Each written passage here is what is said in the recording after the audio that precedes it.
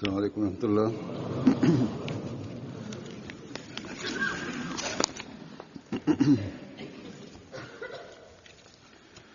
أشهد أن لا إله إلا الله وحده لا شريك له وأشهد أن محمدا عبده ورسوله أما بعد فأعوذ بالله من الشيطان الرجيم بسم الله الرحمن الرحيم الحمد لله رب العالمين الرحمن الرحيم مالك يوم الدين إياك نعبد وإياك نستعين اهدنا الصراط المستقيم صراط الذين أنعمت عليهم غير المغضوب عليهم ولا الضالين.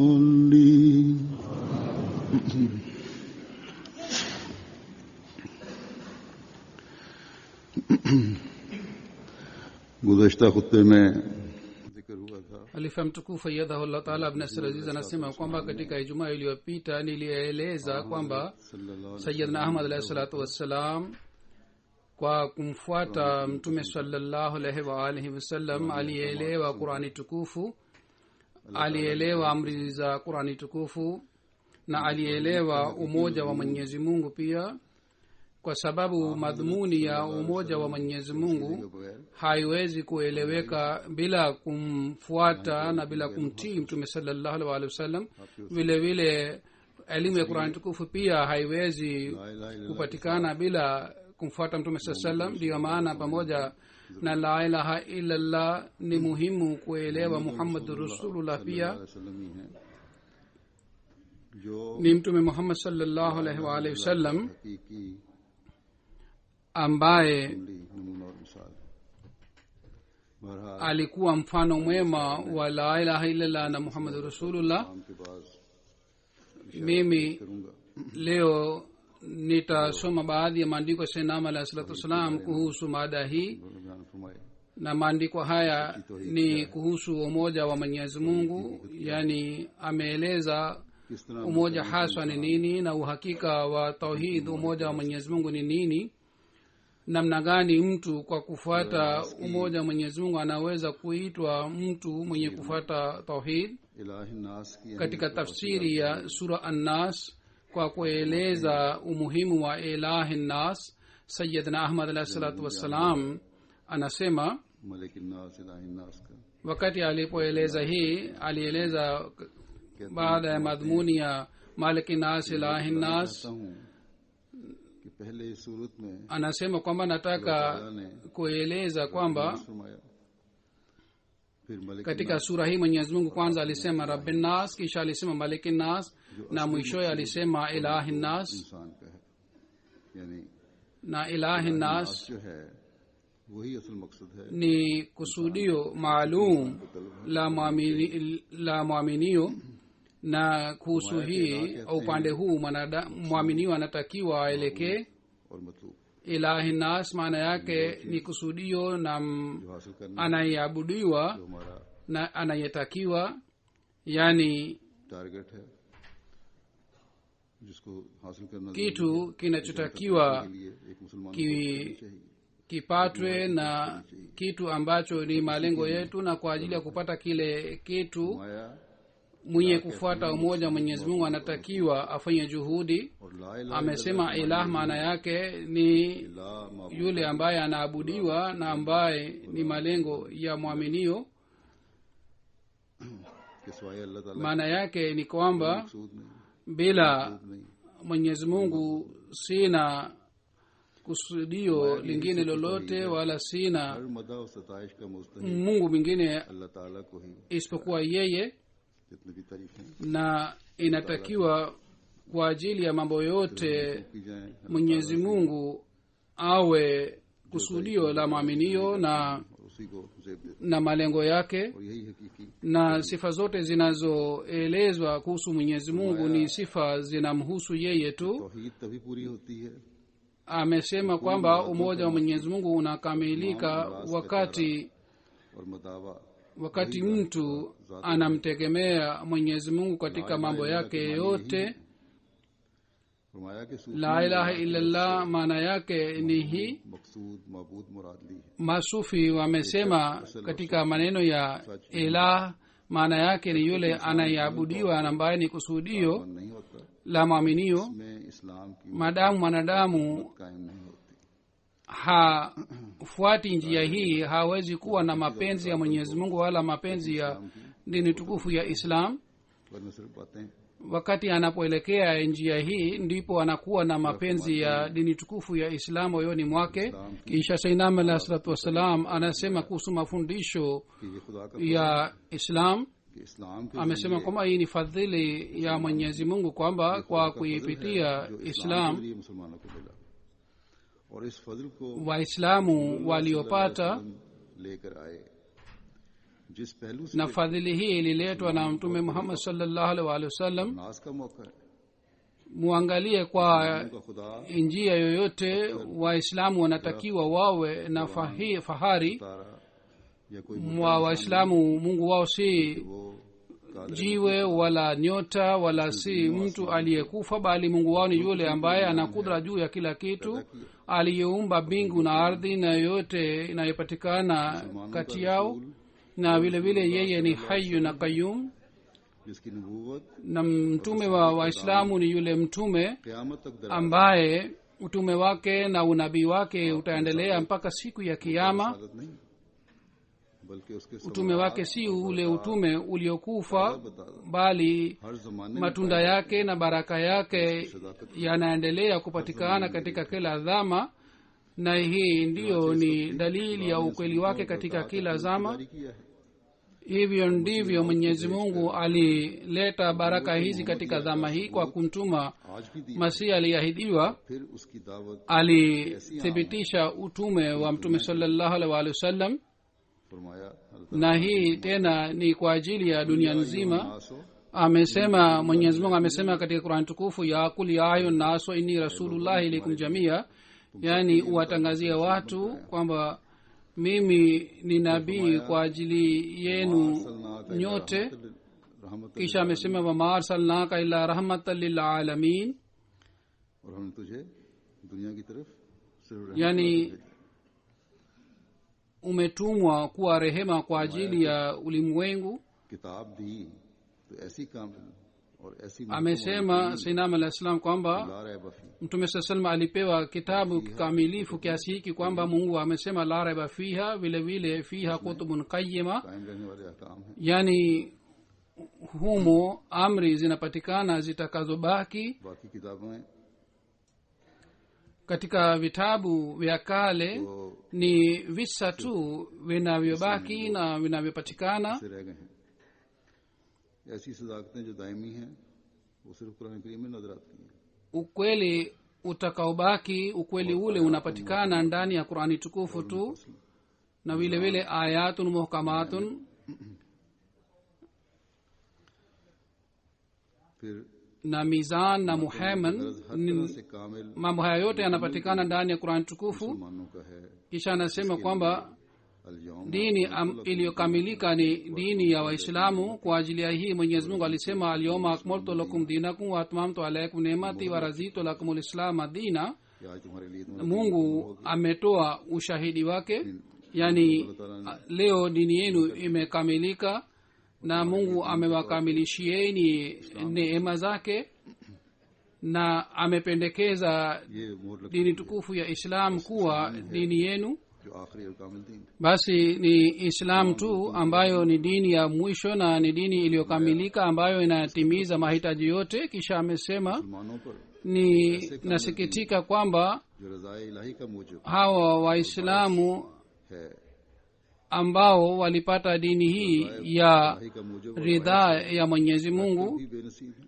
ambayo ऐसे दीन को inatupatia ridhaa ya mwenyezi mungu. Kwa kuwa na dini hii hawa waislamu ni wenye bahati mbaya और इस दीन के बरकत और समरात से हिस्सा नहीं लेते, बल्कि खुदा na ताला hawapati baraka na matunda ya dini hii, बरकत को जिंदा करने के लिए bali mwenyezi mungu अक्सर इनकार की जरूरत aliyoanzisha silsila kwa ajili ya kuendeleza baraka hizi wamekataa silsila hii na wanasema lasta mumina na lasta mursala. है इसके कबूल करते yani mwenyezi mungu alimtuma masihi aliyeahidiwa badala ya kumpokea कर दिया।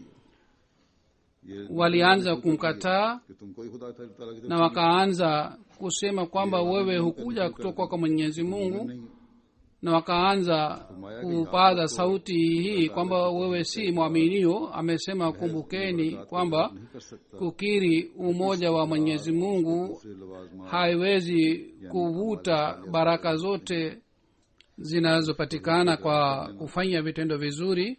बरकत Kwa kusema kwamba nafuata umoja haitavuta baraka za mwenyezi mungu यानी हमारे साले zinazopatikana pamoja na पैदा नहीं होती। kukiri hii. Mtu anafanya vitendo vizuri, जब हजरत baraka za umoja wa mwenyezi mungu zitapatikana wakati हसना पर kwa kumfuata mtume sallallahu alaihi wasallam na kwa kumfuata हमारे साले भी जला होगा। mfano mwema wa mtume sallallahu alaihi wasallam सच है, mtafanya vitendo vizuri. आला दर्जे की जुज है। Amesema एक सच्चे मुसलमान hii ni kweli kwamba हर खुदा तरस इंसान को इख्तियार करनी चाहिए। tauhid ni तौहीद की तकमील kitu kinachotakiwa kifuatwe na kila mwislamu, और वो मोहब्बत lakini kwa ajili ya kukamilisha umoja wa mwenyezi mungu kuna kitu kingine pia kinachotakiwa, na kitu kile ni mapenzi ya mwenyezi mungu. कि खुदा ताला जैसा वादा Malengo ya mafundisho ya Qur'ani tukufu ni kwamba इसको वादा kama mwenyezi mungu ni mmoja, vile vile kwa mapenzi pia mwenyezi mungu aaminiwe kwamba yeye ni mmoja. यही रहा है। चुनांचे Haya yalikuwa malengo ya manabii wote waliokuja, की तालीम देता है, kwamba तौहीद kama la ilaha illallah inasema inaeleza mafundisho ya tauhid, की तालीम भी देता vile vile anasema kwamba umoja huu ukamilishwe है। तौहीद से मोहब्बत करने के कमाल को हासिल करने की हिदायत भी करता na है। और जैसा कि yani मैंने kwa कहा है, kupenda ये एक ऐसा प्यारा tauhid ya mwenyezi mungu mtu anatakiwa इसकी मानंद apate imani kamili. और अंजील में नहीं। Haya ni mafundisho mazuri ambayo mfano wake haupatikani katika Taurati wala katika Injili, wala hakuna kitabu kingine chochote kilichotoa mafundisho kamilifu. या इस्लाम की Ilah maana yake ni kwamba yule mpendwa anayeabudiwa. की ये असल मोहब्बत Hii inaeleza और कामिल तौर पर अदा कर maana sahihi ya mapenzi ya Islam. तौहीद Kumbukeni, जो मोहब्बत के हो वो नाकस और अधूरी है। umoja unaokuwa bila mapenzi, ule umoja una kasoro ndani yake. मोहब्बत मिलती है अल्लाह ताला की, जैसे पहले जिक्र हो चुका। हज़रत सल्लल्लाहु अलैहि वसल्लम Huzuri anasema mapenzi ya Mwenyezi Mungu yanapatikana kwa kumfuata Mtume sallallahu alaihi wasallam. Ndiyo maana Mwenyezi Mungu alisema watangazie fattabiuni yuhibbukumullah, मेरी प्यारी करो yani तो फिर mkinitii mimi ndipo mtapata mapenzi ya Mwenyezi Mungu.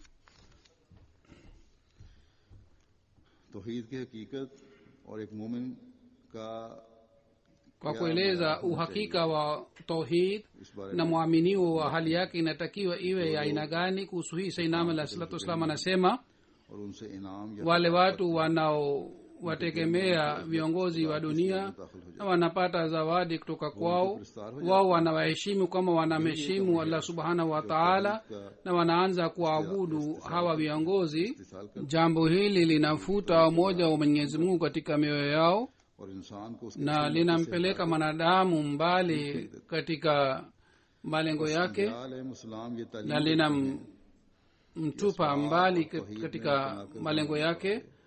Basi manabii wanatoa mafundisho haya kwamba mvutano usipatikane katika vifaa na katika umoja, bali kila kitu kinatakiwa kibaki mahala pake, na hatimaye ategemee umoja wa Mwenyezi Mungu. yaani manabii wanataka kumfundisha mwanadamu kwamba heshima yote, starehe yote na mahitaji yote yanatimizwa na Mwenyezi Mungu.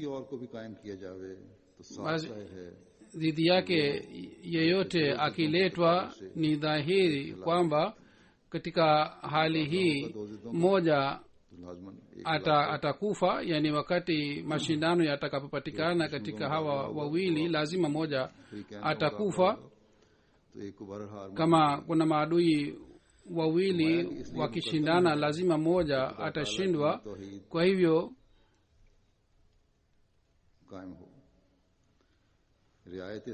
lazima umoja wa Mwenyezi Mungu utangulizwe, vifaa vitumiwe, lakini visifanyiwe Mungu. Yani vifaa vinayopatikana muvitumie, lakini msivifanye vifaa hivi kuwa Mungu wenu, bali mutegemee umoja wa Mwenyezi Mungu. Kwa sababu ya hii mapenzi ya umoja wa Mwenyezi Mungu yanapatikana wakati mtu anapokuwa na imani hii kwamba kila kitu kinapatikana kutoka kwake.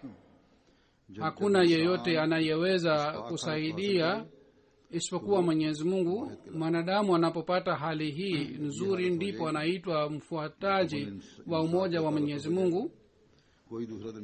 Yaani mtu atakapoanza kumtegemea Mwenyezi Mungu na hatakuwa yeyote kati yake, ndipo ataitwa mfuataji wa tauhidi ya Mwenyezi Mungu. Ili muradi hali moja ya tauhid ni hii kwamba mwanadamu asifanye masanamu na watu kuwa miungu wake, na aichukie vitu hivi. Na tauhidi ya aina ingine ni kwamba mtu asitegemee vifaa na mambo ya dunia kupita kiasi, na vitu hivi visiwe malengo yake. Na tauhidi ya aina tatu ni hii kwamba afute nafsi yake pia, yani asilete nafsi yake katika kuimarisha umoja wa Mwenyezi Mungu. Tamaa zake zote zinatakiwa zifutwe na zikatazwe. Baadhi wakati mtu anategemea uzuri wake na uwezo wake, yani mwanadamu katika kazi fulani anategemea uzuri wake na uwezo wake, na anaona kwamba mema fulani amefanya kwa sababu ya uwezo wake, na anategemea uwezo wake kiasi hiki kwamba anasema kwamba kila kazi imefanya kwa sababu ya uwezo wake. Mtu anakuwa mwenye kufuata umoja wakati anakataa uwezo wake wote. Sasa swali linapatikana hapa, kama uzoefu unaonyesha kwamba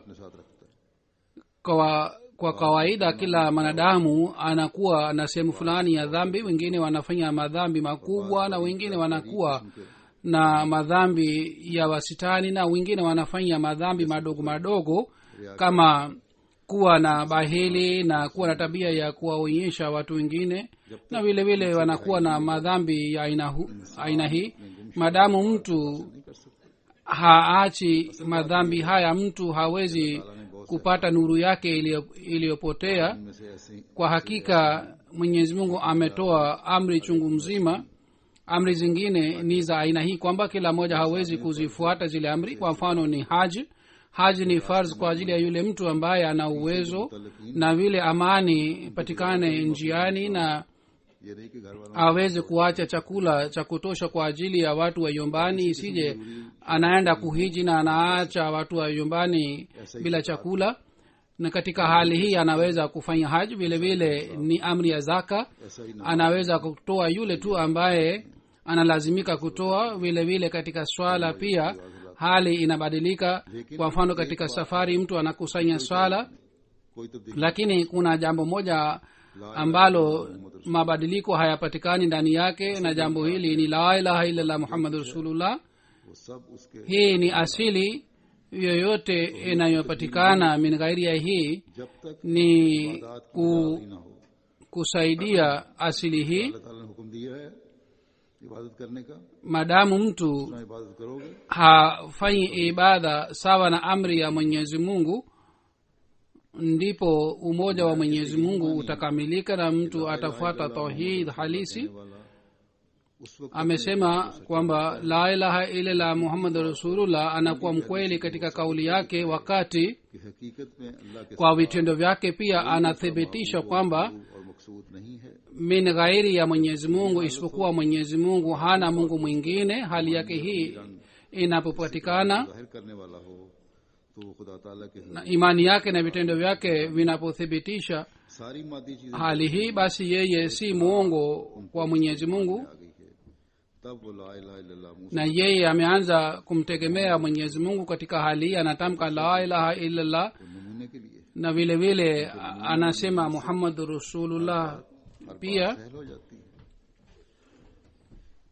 मिसालें कायम kwa sababu muhammadu rasulullah ni mfano kwa ajili yake. kwa sababu ya mifano mambo yote yanakuwa rahisi. हर हुक्म पर अमल करके अपना उसवा हसना कायम करके हमें दे mtume sallallahu alaihi wasallam kwa kufuata amri zote za qurani tukufu alituachia mfano mwema.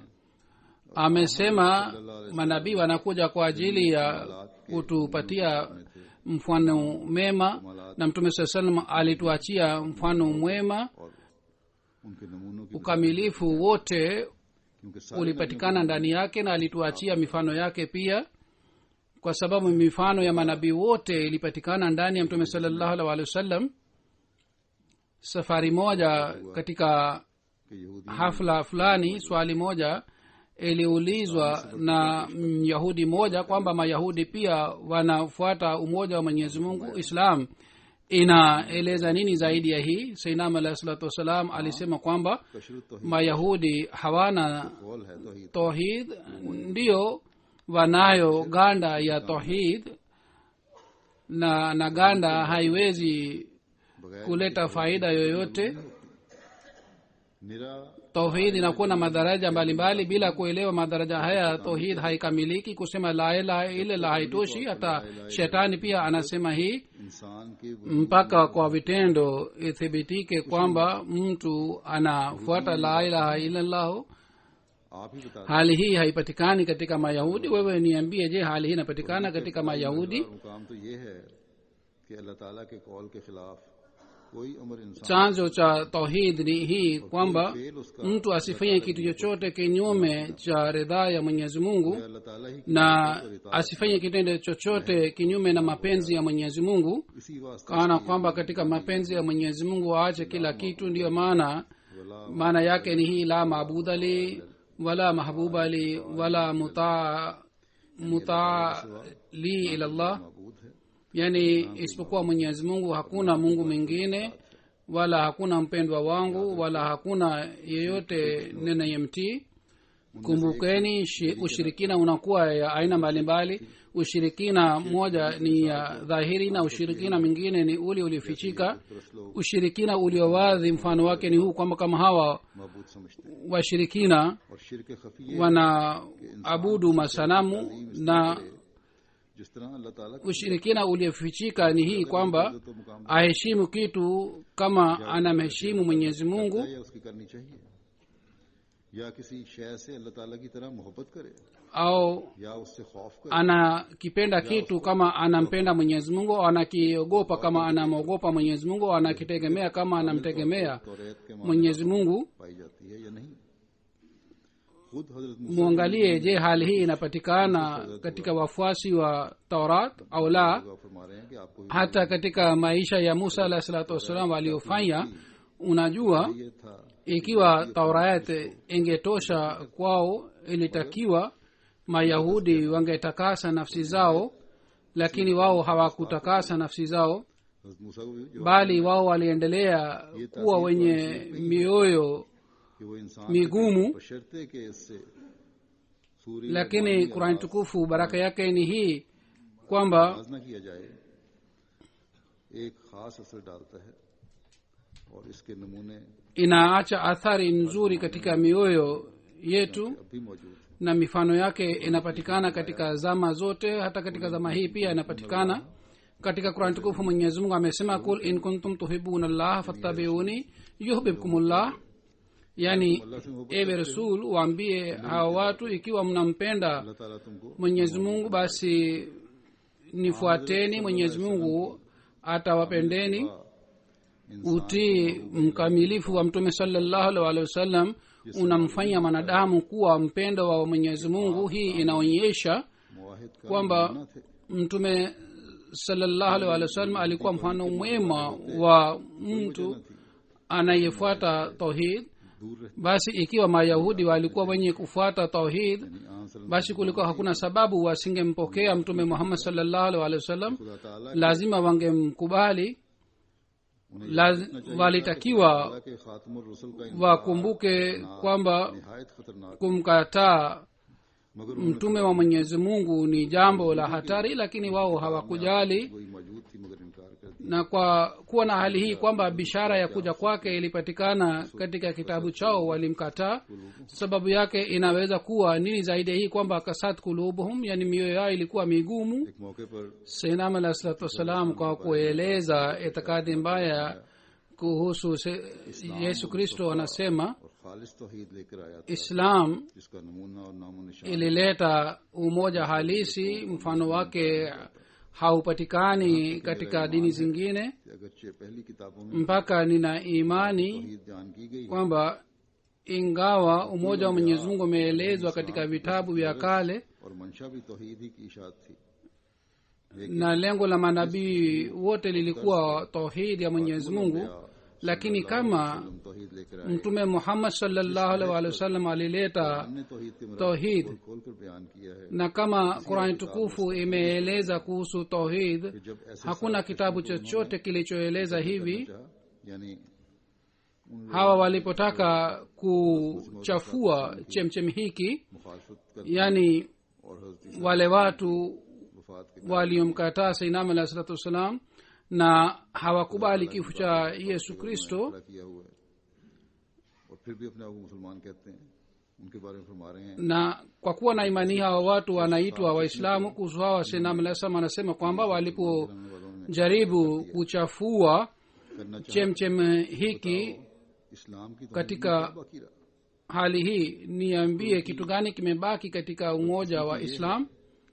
कि जब उनको वो असल इस्लाम Bahati yao mbaya ni hii kwamba सल्लम लेकर आए थे, पेश किया wao wanapoambiwa Islam halisi iliyoletwa na Sayyidina alayhi salatu wassalam, कि तुम गलती पर हो, na inapothibitishwa kwa kupitia Qur'an tukufu kwamba ninyi umekosea, kwa kusikia hii wanasema kwamba mababu zetu waliendelea kufuata dini hii ये अपने आप को बरी कर सकते हैं.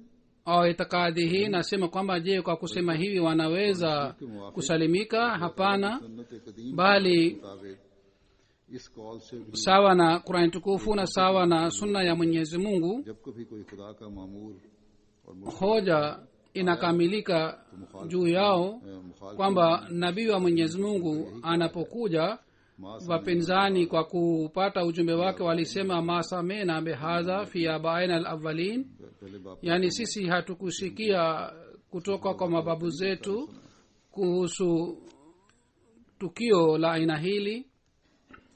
Sayyidina alayhi salatu wassalam kuhusu tauhid फरमाते हैं na kuhusu shirki ya vifaa anasema kwamba अशहदु Allah tauhid si jina la hii kwamba kwa ulimi mtu aseme la ilaha illallah muhammadu rasulullah, bali tauhid maana yake ni hii kwamba heshima ya Mwenyezi Mungu ipatikane moyoni na dhidi yake kitu chochote kisipate heshima. अल्लाह ताला की पाक Kila kitendo kinatendeka और हर एक अमर में kwa fadhili ya Mwenyezi Mungu na kwa uwezo wake, किसी गैर na katika kila mambo Mwenyezi Mungu ategemewe. तवक्कुल हरगिज न रहे. Mwanadamu asitegemee kitu chochote isipokuwa Mwenyezi Mungu, किसी किस्म का na asimshirikishe Mwenyezi Mungu na kitu chochote, hata katika sifa zake pia. Siku hizi uhakika wa kuabudu viumbe imedhihirika.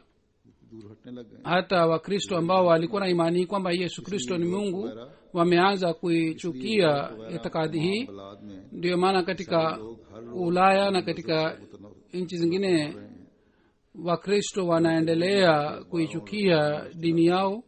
जो यहाँ पढ़े जाते हैं katika magazeti ya kila siku जमाने में जो inathibitika jambo hili.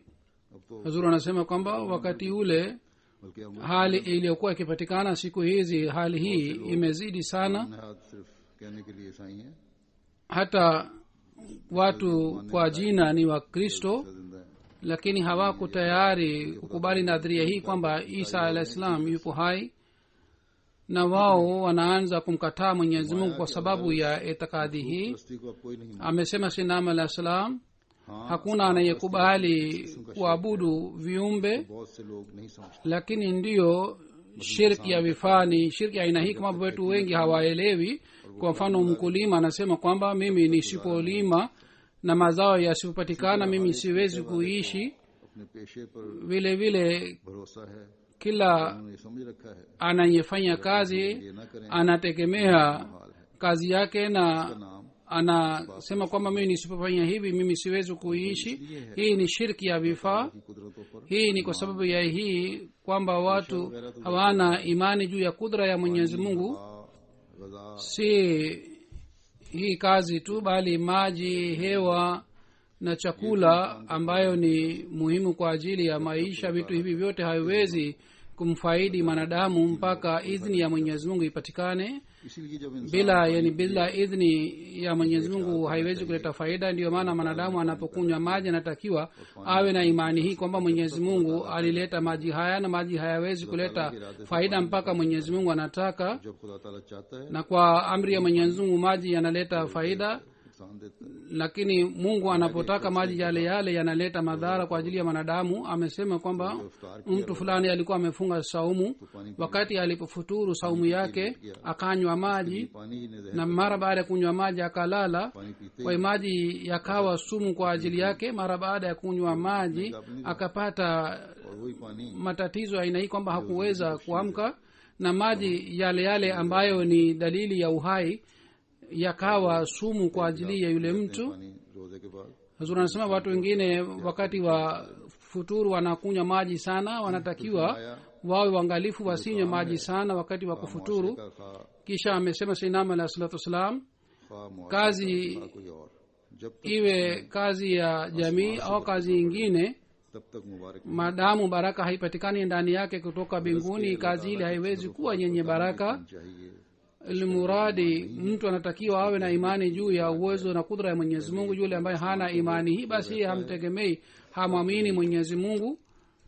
amesema sayyidina alayhi salatu wassalam kwamba tauhid ya mwenyezi mungu si को वाज करते jina la mambo ya ovyo नहीं करते au maneno ya ufedhuli. angalieni mashekhe wanawasi wengine na wenyewe hawafuati. ndiyo maana watu hawategemei hawa mashekhe, hawaamini hawa mashekhe. kuna kisa cha shekhe moja alikuwa anatoa mawaidha katika wasikilizaji, mke wake pia alikuwepo.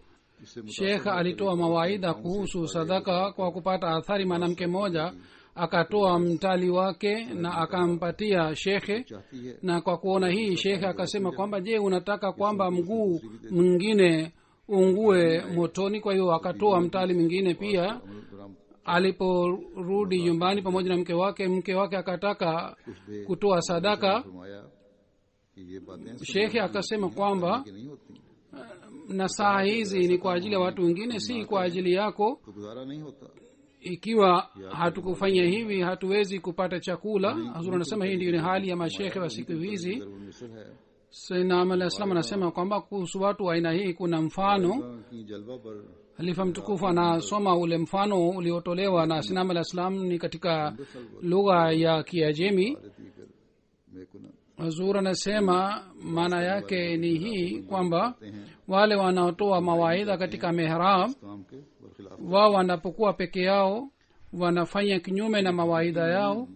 जो तौहीद पर कायम हो kisha mwaminio mkweli ambaye anafuata umoja wa mwenyezi mungu moja kwa moja फरमाते एक मौके anatakiwa awe wa aina gani? kuhusu hali yake sayyidina alayhi salam amesema पर इंसान होता है उसे सिर्फ खुदा ताला mwaminio ni yule ambaye hajali kitu chochote, yeye anajali ridhaa ya mwenyezi mungu tu, क्योंकि जब na kila wakati anatanguliza utii wa mwenyezi mungu, उसे किसी के kwa sababu mambo yake yanapokuwa na mwenyezi mungu. Waka katika hali hii yeye hawezi kuwa na hofu ya madhara दूध को दखल दे ya yeyote. तो रिया और उजू Wakati anapoleta kitu chochote katika mambo haya, basi anafanya dhambi na maasi. एक जहर है। Amesema, kumbukeni kwamba kuleta mambo mengine katika mambo haya ni sumu, ला इलाहा na sehemu kwanza ya shahada la ilaha illallah Mwenyezi Mungu amekataza jambo hili. किसी इंसान की खातिर खुदा ताला Amesema wakati mwanadamu है,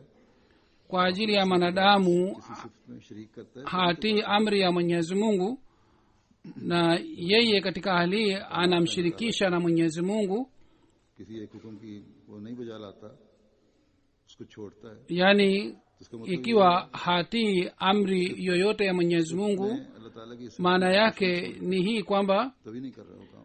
yeye anamshirikisha mtu katika sifa za Mwenyezi Mungu. Ndiyo maana hatii hafuati amri ya Mwenyezi Mungu. हकीकी मोमिन है, Kwa hiyo अल्लाह कहता है ikiwa mtu ni mwamini mkweli, anaposema la ilaha illallah, katika hali hii anakataza miungu ya aina hii, ताला के मुकाबले पर किसी को नहीं लाता, yani और यही ला इलाहा की हकीकत haleti mtu yeyote dhidi ya sifa za Mwenyezi Mungu, na hii ndiyo ni uhakika wa la ilaha. Sayyidina alayhi salatu wassalam kwa kueleza kuhusu याद लिखे vitabu kadhaa ambamo visa mbalimbali vimeandikwa.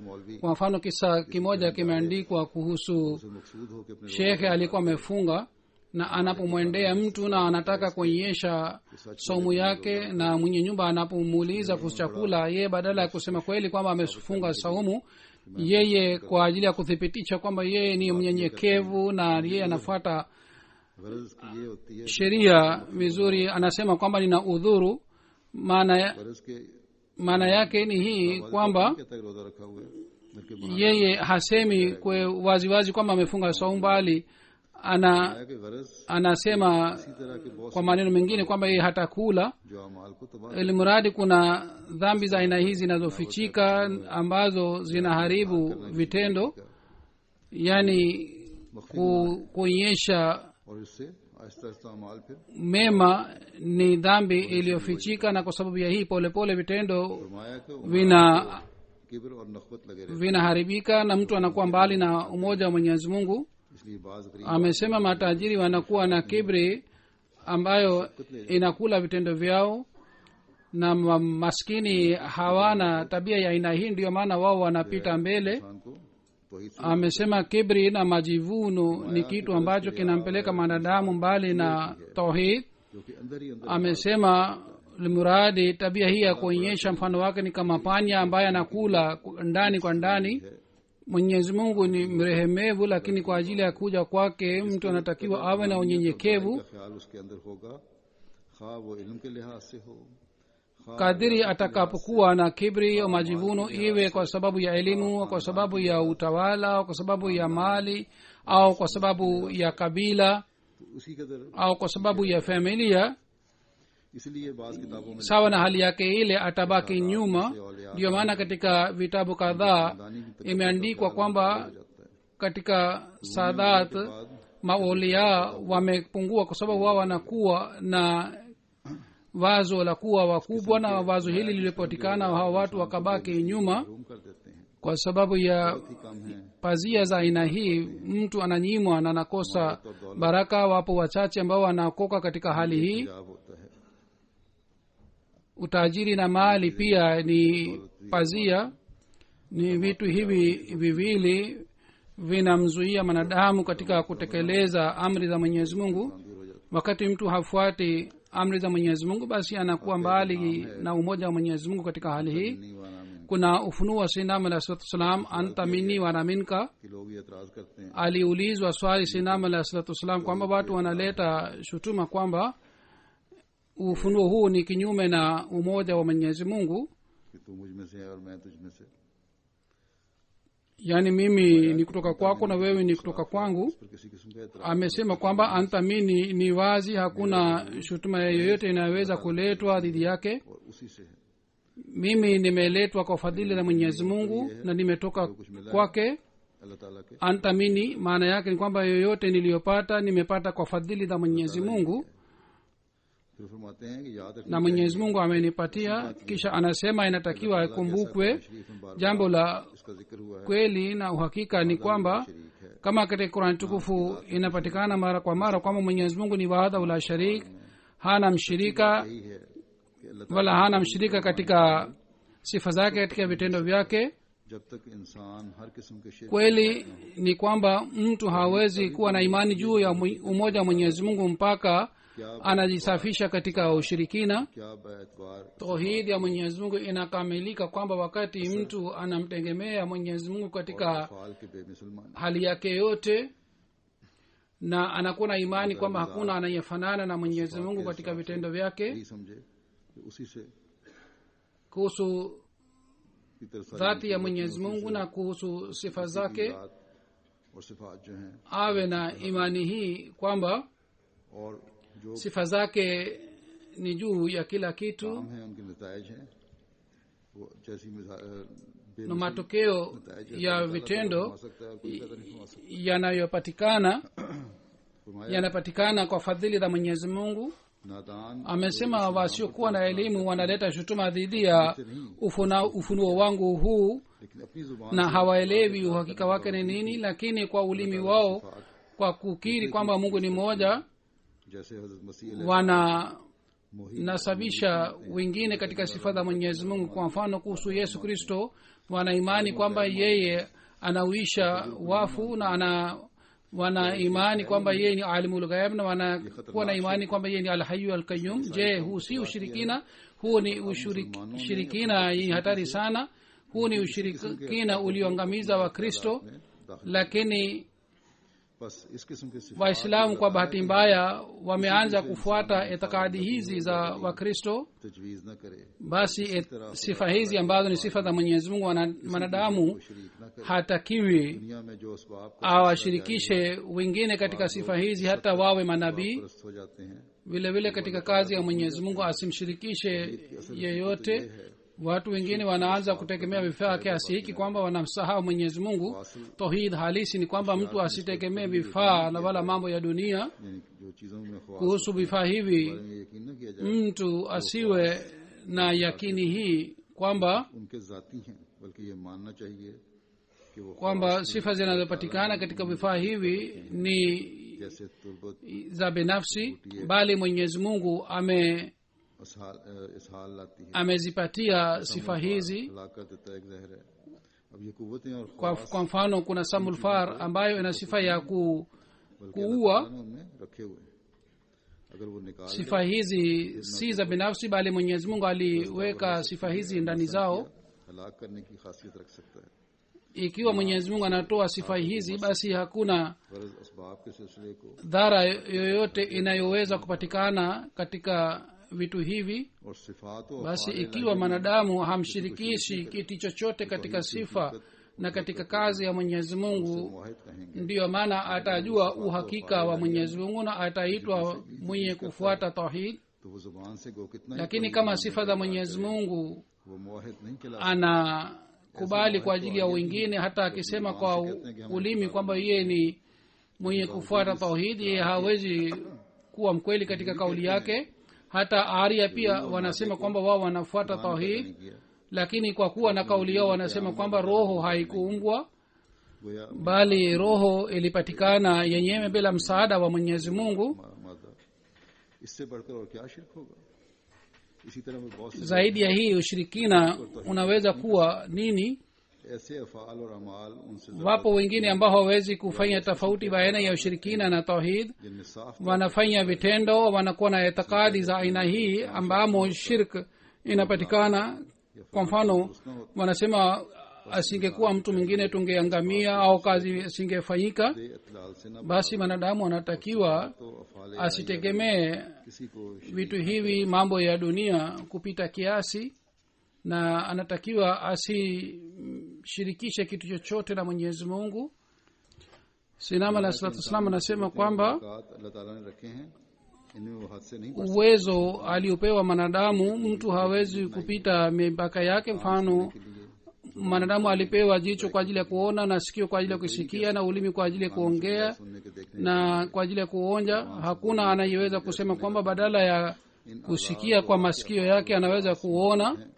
मगर अल्लाह ताला के अफ़ाल और सिफ़ात Viungo hivi vina mipaka yake, lakini sifa za Mwenyezi Mungu hazina mipaka. Yeye ni laisa kamislihi shay'un. तरह से वाहद ताशरी Almuradi tauhid itakamilika kwamba wakati mtu anakuwa na imani hii kwamba Mwenyezi Mungu ni mmoja, बातिलतुल हकीकत समझ ले hana mshirika, और ना मेरी रज़ा भी na mtu anakuwa na yakini na imani hii kwamba mimi na hila zangu si kitu chochote. कि Sayyidina alayhi salatu wassalam kwa kueleza maana ya anaminka समझने के लिए anasema kwamba kwa ajili ya kuelewa maana yake inatakiwa ikumbukwe kwamba mwanadamu ambaye anapata maisha mpya kwa sababu ya imani yake अल्लाह ताला ने मुखातिब करके फरमाया है na kwa kumhutubia yeye Mwenyezi Mungu anasema anta minni.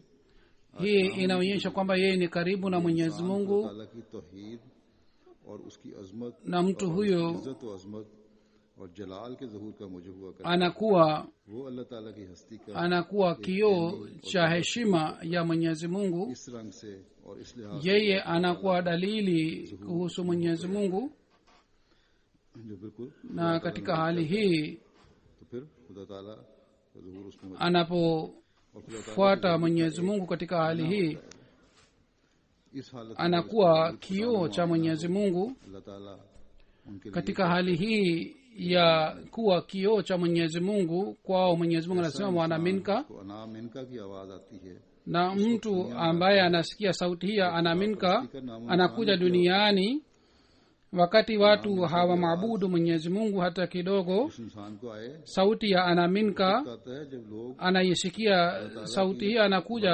wakati से दूर हट चुके होते हैं watu नामो निशान मिट चुका होता है wanasahau wanaacha kumwabudu Mwenyezi इस Mungu. वक्त भी क्योंकि दुनिया में Siku hizi pia और खुदा शनासी और खुदा ufisadi रसूल की नजर नहीं आती umezidi sana duniani na hakuna और महज dalili ya kumwabudu Mwenyezi Mungu. Basi kwa sababu yeye Mwenyezi Mungu ameanzisha silsila hii na amenileta mimi और बेखबर हैं ili wale walioghafirika kwa Mwenyezi Mungu niwafahamishe na niwaelimishe, आए उन्हें na अल्लाह ताला को wale ambao watakaokuja ना पर अल्लाह ताला ने मुझे kwangu kwa imani niwaonyeshe Mwenyezi Mungu. अनाम इनका Ndiyo maana Mwenyezi Mungu amesema antamini wa anaminka. Anasema kwamba tauhid ya aina moja ni hii pia kwamba katika mapenzi ya Mwenyezi Mungu mtu asitegemee tamaa za nafsi zake. इखलास बयान फरमाते हुए फरमाते हैं कि सहाबा कराम Kwa kueleza imani ya maswahaba anasema Sinam alayhi salatu wassalam, गर्मी देखी kwa kuona hali ya maswahaba tunashangaa kwamba wao hawakuona joto wala baridi, बकरी hawakujali heshima wala hawakujali uhai wao, walichinjwa kama mbuzi. Si rahisi kuleta mfano wa aina huu. से ज्यादा क्या सबूत है कि Kuna dalili gani nzuri zaidi ya imani ya masahaba hawa kwamba kwa kutoa nafsi zao walionyesha imani yao. Wao walikuwa hawana tamaa ya dunia. Kama msafiri anakuwa mlangoni kwa ajili ya kuondoka, vile vile hawa masahaba kwa kuacha dunia walikuwa tayari kwa ajili ya akhera. कहते हैं कि ये करो Katika kazi ya watu sehemu kubwa inakuwa ya dunia, na wanasema fanya hivi na hivi mpaka wanakuwa karibu kufa. Mwenyezi Mungu hapotezi juhudi ya mtu yeyote. हाँ हजरत Shutuma hii kwamba mali yetu itaangamia si sahihi. Wakati wa Mtume sallallahu alaihi wasallam, Abubakar walikuwa na mali gani? Walikuwa na shilingi 100 au 200, ताला ने बादशाह कर दिया और कैसे lakini walipata ujira huu kwamba walipata ufalme na wakawa warithi wa Kaisar na Kisra. Ghaira ya Mwenyezi Mungu haitaki kwamba sehemu kadhaa iwe ya Mwenyezi Mungu na kadhaa ya shetani. Na uhakika wa tauhid pia ni hii kwamba प्यार करना तो एक isipokuwa Mwenyezi Mungu mtu asitegemee kitu chochote. Kufuata tauhid kwa hakika ni kufa, lakini kufa hii kwa hakika ni kupata uhai mzuri.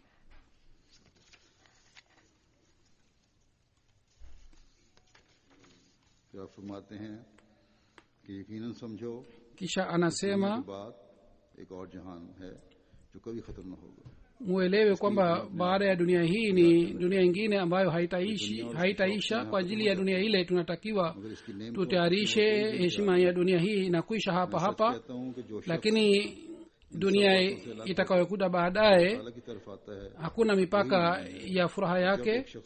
Yeyote anayemjia Mwenyezi Mungu yeye ni mwaminio, na mtu anapokuwa wa Mwenyezi Mungu haiwezi kwamba Mwenyezi Mungu amwache. Msiwe na imani hii kwamba Mwenyezi Mungu ni mdhalimu. Yeyote anayekosa kitu chochote kwa ajili ya Mwenyezi Mungu anapata zaidi ya kile. Ikiwa mnamtanguliza Mwenyezi Mungu na hamna tamaa ya watoto, bila shaka mtapata watoto, na ikiwa hamna tamaa ya mali lazima mtapata mali. Msifanye juhudi ya aina mbili, kwa sababu juhudi mbili haiwezi kufanyika mara moja.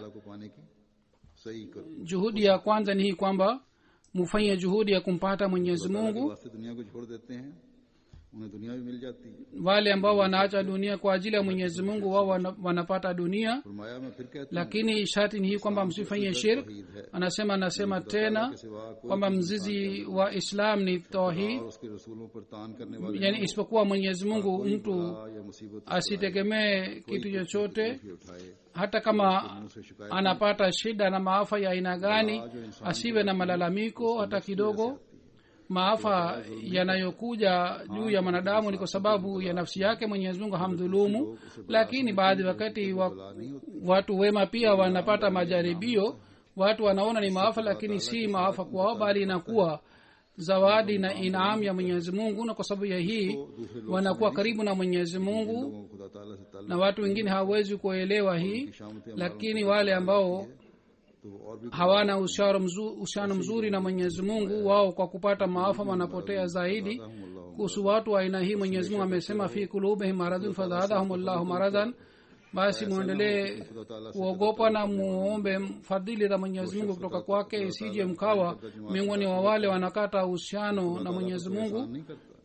Yule ambaye anajiunga na jumuiya ya Mwenyezi Mungu hafanyi ihsani juu ya Mwenyezi Mungu, bali ni ihsani ya Mwenyezi Mungu juu yake, kwamba Mwenyezi Mungu alimwezesha kujiunga na jumuiya. Mwenyezi Mungu ana uwezo wa kuangamia kaumu moja na kuleta ingine. Zama hii inafanana na zama ya Nuh na Lut. Badala ya kuleta adhabu, Mwenyezi Mungu alileta fadhili zake na alitaka kurekebisha. Ndiyo maana alianzisha silsila hii, jumuiya hii. Huzuri anasema sisi tumepewa majukumu kubwa sana kwamba tuelewe mafundisho haya na tuelewe uhakika wa umoja wa Mwenyezi Mungu. Amesema Sinam alayhi salatu wassalam, kwa ajili ya jumuiya yetu ni muhimu kwamba ilete mabadiliko mazuri ndani yake, kwa sababu wao wanapata maarifa mpya. Ikiwa kwa kupata maarifa hafuati ile, basi kusema kwake ni maneno tu. Basi jumuiya yetu isighafilike kama wengine. Kwa kuona mifano ya dunia msianze kuiga mifano ile, na msiwe wavivu kwa kuona watu kwamba hawana mapenzi ya Mwenyezi Mungu, isije mioyo yao pia iwe migumu. Amesema mwanadamu anakuwa na matamanio mengi, lakini hakuna anayejua atakufa lini. Maisha hayaendi sawa na matamanio. Matamanio ni kitu tofauti na amri ya Mwenyezi Mungu ni tofauti, na amri ya Mwenyezi Mungu ni kweli. Mwenyezi Mungu anajua hali halisi ya mwanadamu. Mwanadamu hajui imeandikwa nini ndani yake. Kwa hiyo inatakiwa mwanadamu amwamshe moyo wake na aendelee kuchunguza hali yake. Huzur anasema kwamba Mwenyezi Mungu atujalie elimu ya tauhid na kila kitendo chetu kiwe chenye kupata ridhaa ya Mwenyezi Mungu. Huzur anasema baada ya swala ya Ijumaa nitaswalisha jeneza moja ghaibu. Ni bana Abdul Karim Abbas sahib, mwenyeji wa Syria, ambaye tarehe 5 ya Mei alifariki. Inna lillahi wa inna ilaihi rajiun. Alijiunga na jumuiya 2005. Alikuja baadaye, lakini alipita mbele sana. alikuwa mwanajumuiya peke yake katika familia yake. 2009 alijiunga na nidhamu ya wasia. गुज़श्ता साल में Alikuwa akitoa michango yake bila kukosa. मुल्क में Mwaka jana hali ya uchumi ilikuwa si nzuri kwa sababu ya hali ya nchi, चंदा जरूर भिजवा lakini yeye ikiwa alikuwa mbali na jumuiya alikuwa akituma सेहत काफी mchango wake. जिस्म भी Marehemu alikuwa na maradhi ya sukari na hali ya afya ilikuwa si nzuri. अल्लाह ताला के हुजूर हाजिर हुए मुकर्रम alifariki kwa sababu ya maradhi yake hii. और अदस साहब ने तबलीग की थी इनको Bana Mulham al Adas saheb alimhubiri, बैत की उन्होंने तौफीक पाई na yeye kwa sababu ya imani yake halisi alifanya bayat bila kuchelewa.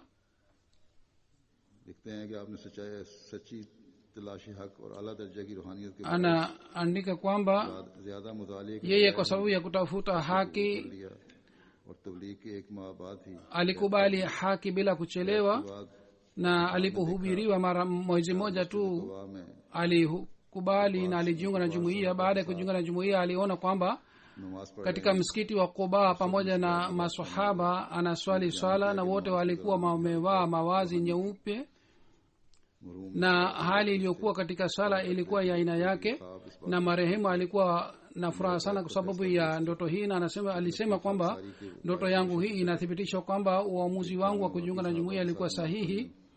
Na alikuwa akisema kwamba je, mimi ninastahili kusali बारे में किसी खौफ swala pamoja na masahaba. Alikuwa akihubiri pahali popote alipo, काबिल जिक्र है alikuwa hajali upinzani, उस इलाके में रहते थे जहाँ के रिहायशी अपने अकायद alikuwa akiishi बात सुनने को तैयार नहीं होते mahali शदीद बीमारी ambapo watu walikuwa hawapo tayari kumsikiliza yeye. करते और Kwa kuwa na maradhi kali alikuwa akiwasiliana na jumuiya, na alikuwa akisoma vitabu na alikuwa akihubiri. ये साबित करते कि बीमारी को Alikuwa mlaini इस्लाम को na mpole wa moyo. पहुंचाने में हिस्सा ले सकते Alikuwa akithibitisha kwamba maradhi si kizuizi, kila mmoja anaweza kufikisha ujumbe wa Sayyidina Ahmad al-Islam. Alipokuwa akihubiri na alipokuwa akitaja jina la Sayyidina Ahmad al-Islam, सुनने वालों को machozi yalikuwa yakitoka katika macho yake, इंसान कर na alikuwa akisema jambo la haki kila wakati. कि घर वाले क्योंकि अहमदी नहीं Alipofariki गाँव ले गए watu wa familia yake, kwa sababu alikuwa si wanajumuiya, wakampeleka kijiji chao. Kwa hiyo wanajumuiya hawakuweza kuswali jeneza yake. इंशाल्लाह पढ़ेंगे Baadaye waliswali jeneza ya ghaibu, na sisi pia inshallah tutaswali. बहुत मुखलिस Hani Tahir saheb anaandika kwamba marehemu alikuwa mwanajumuiya mzuri. 2009 मैंने kwa ajili yangu alidisaini website yangu, बाकी काम में akaniambia munitumie website design की makala, kazi ingine nitafanya mimi mwenyewe. Kwa hiyo alidisaini website vizuri sana. का और तड़प का इजहार करते थे। मजीद आमिर साहब ने भी लिखा है Majid Amar saheb pia ameandika kwamba हज़रत मसीह मौद इस्लाम की marehemu checking alipata nafasi ya kuangalia tafsiri ya vitabu ya Sinama alayhi salatu wassalam. इखलास और बारीकी से काम करने और जल्द Nilihisi kwamba marehemu alikuwa akifanya kazi kwa makini sana, na alikuwa hachelewi katika kazi yake. Hata katika maradhi yake pia alifanya kazi hii na hakuleta udhuru ya maradhi yake. कहा करते थे Kwa kusoma vitabu vya Sayyidina alayhi salatu wassalam alikuwa akifurahi, na alikuwa akisema kwamba maarifa na mafundisho ya Sayyidina alayhi salatu wassalam yanatakiwa yawafikie watu haraka iwezekanavyo ili wao waongoke. Alikuwa akipenda sana uhalifa. खुद का सलूक फरमाए। Mwenyezi Mungu aiweke roho ya marehemu mahala pema na amghofirie, amin.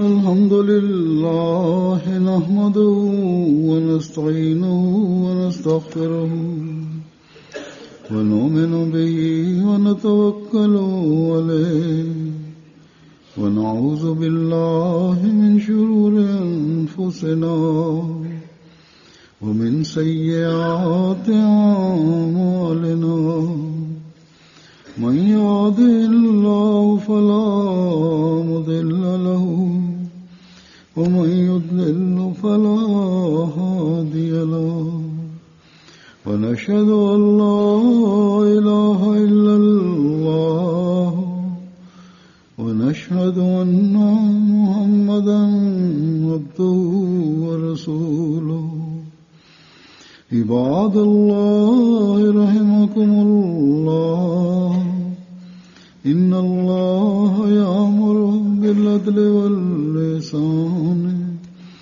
وإيتاء ذي القربى وينهى عن الفحشاء والمنكر والبغي يعظكم لعلكم تذكرون اذكروا الله يذكركم وادعوه يستجب لكم ولذكر الله أكبر